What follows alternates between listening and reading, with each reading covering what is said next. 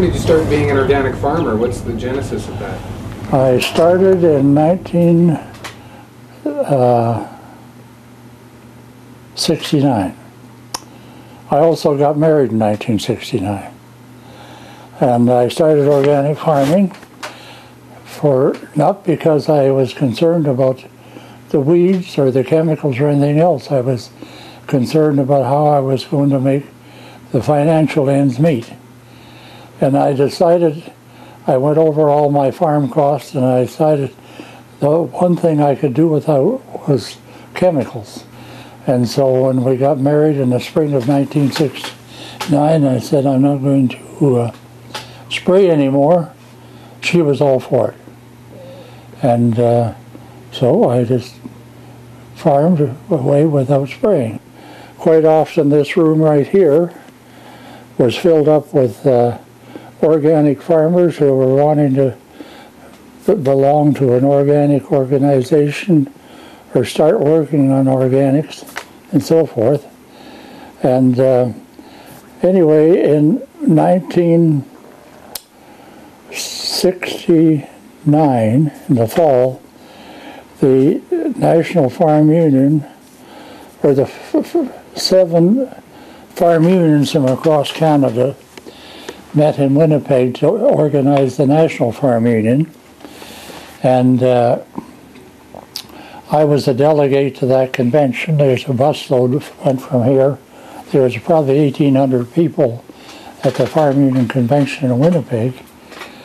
And anyway, the outcome was that what wasn't happening was bothering us. There was always a bunch of people off in the corner talking about organic farming. And we couldn't get any policy on the floor. And so anyway, finally, there was a professor there from London, England. We said to him, we can't get any organic policy on the floor of this convention. What do we do? Well, he said, you need to set up your own research foundation. So anyway, in the fall of '73, after the NFU convention, we set up the Back to the Farm Research Foundation, and to do research on organic farming. And I'm still sitting here as president of it.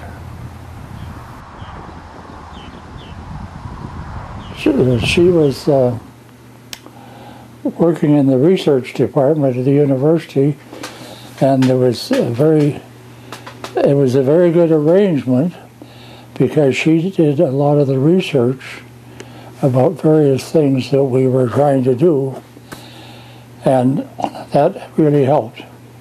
And so we worked as a team from '69, and finally she died of bone cancer in '99.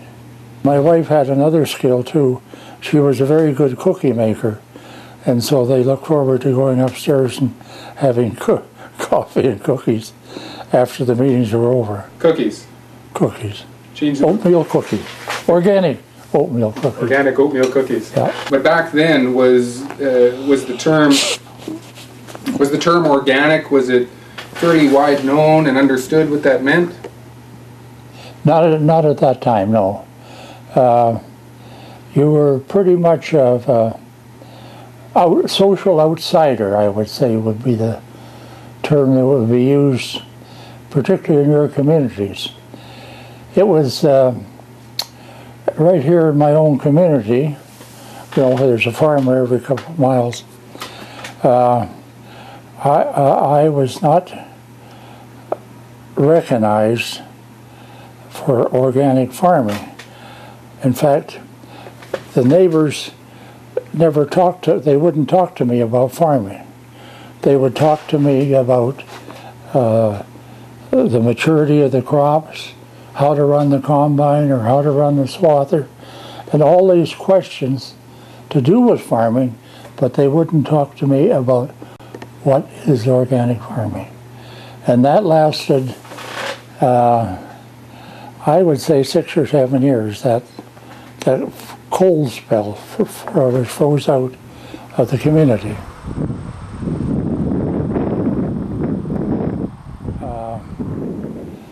that interferes with farmers, and they're all afraid of the future if they don't spray.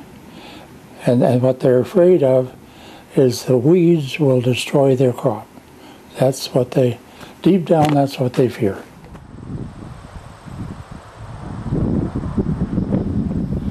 And it's partly promoted by the companies in their advertising. But there's a fear about not using pesticides and herbicides. There's a big fear there. And, well, you listen to the ads and you think you're right out in the deep water if you don't use them. And have you noticed improvements since you've been practicing? Well, I think I have, yeah. It's our policy. And we've spent an awful lot of time writing to governments about it. And I guess our most important policy is to produce the most nutritious, unpolluted food possible for humans, livestock, and poultry consumption. The second one is to demonstrate humane, open-range, healthy methods of livestock and poultry productions. Well, if you come along and want to know how to raise chickens, we would try to teach you the most healthy way we could think of. So that's the kind of thing we do. We don't.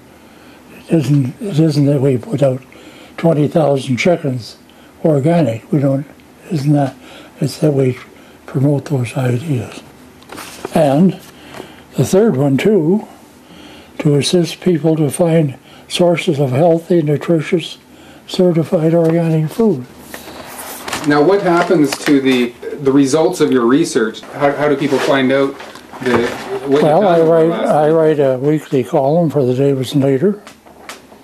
I frequently write to the Premier, the Minister of Agriculture, the Minister of the Environment about some of the findings. In fact, I wrote to the Premier a couple of weeks ago and asked him when he was going to start cleaning up the water, you know, about this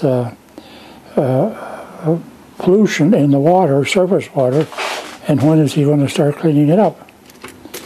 And I haven't heard anything yet. So, Dr. Alan Cessna has been saying this for 10 years, and he is with the National Hydrology Water Institute, I think it is. Would it be correct to assume that the surface water and the groundwater is polluted from agricultural chemicals? All the surface water and 1/3 of the groundwater is polluted with herbicides. Yeah.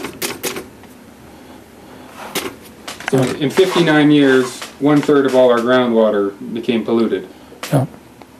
Probably was in the first 10.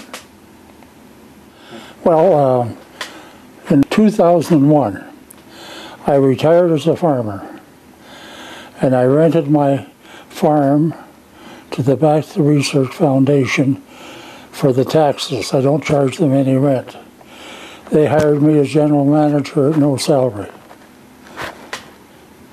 So it's a way of, I suppose, keeping your foot in the door. I would have hated to have sit down in 2001 and said I'm not going to work anymore, or I'm not going to farm anymore. Either one. Today that wouldn't be too bad.